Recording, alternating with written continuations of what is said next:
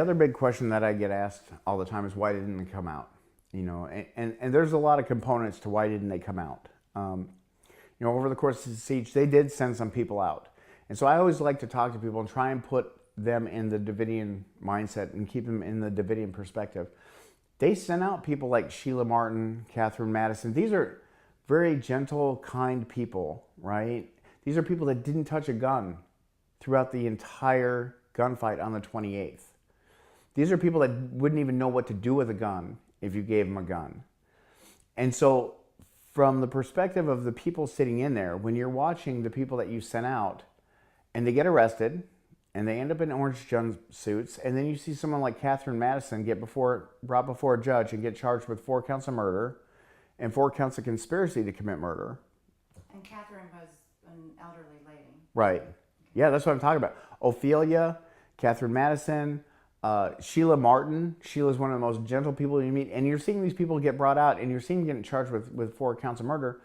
Think about what this does to the people inside. And I will tell you, everything the Davidians said was going to happen. They said, if we come out, you're going to manipulate evidence and we're not going to get a fair shake. And they didn't. All kinds of evidence disappeared. All kinds of evidence was arranged. There's a couple different things. Everyone has just about heard about the door at this point. All the bullet holes going from the outside in. That door, disappeared. But the left door was somehow intact. The government's claims that the right door was burned up.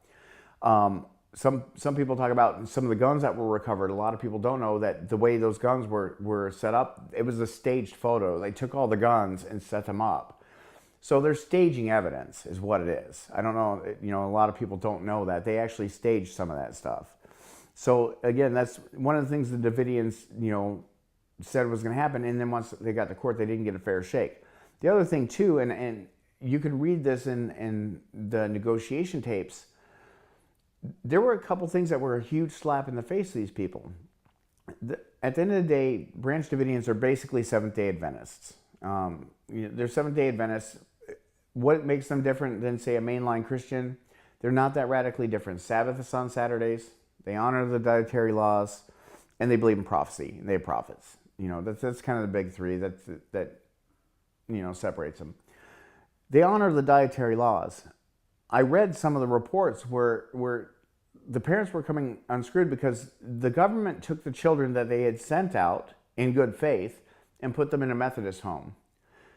That is a slap in the face to these people. Ellen G. White is the founder of the Seventh-day Adventist movement. Okay, Ellen G. White was actually disfellowed from the Methodist movement. So you're going to take our children and you're going to put them in a group home that's run by the people that basically kicked our founder out. And then on top of that, you're going to feed them bacon in the morning? If we had done that to a Muslim family nowadays, they would be going crazy. And people would understand that nowadays. But this is one of the things that they did. So you had this combination of things going on where there was a tremendous amount of mistrust. And the big thing, and this is what really resonated with me with some of the people that, that didn't come out that I talked to, and it definitely was a prevailing theme. If you think about this, if you're in the course of the siege and you're watching your friends getting arrested, they never touched a gun, you may not have ever touched a gun. The second you walk out, you're being charged with 4 counts of murder and conspiracy to commit murder. You're a cop killer, 4-time cop killer. You're never going to see your kids again. That's life in prison. Every single day that you get to spend with your child during the course of that siege is precious time. You're really not anxious to come out. You want to spend time with that child. So it's when they say, oh, they could have sent the children out. They could have sent the children out. Why? You're going to want to spend time with your children. They didn't expect that assault. They didn't expect to be, attacked by the government and have the fire. Everyone can armchair quarterback now and say, oh, they should have sent their children out. That was a finite amount of time that they knew that they got to spend with their children, and they would probably never ever see them again because they were going to prison for life. And that's a big reason why they didn't come out.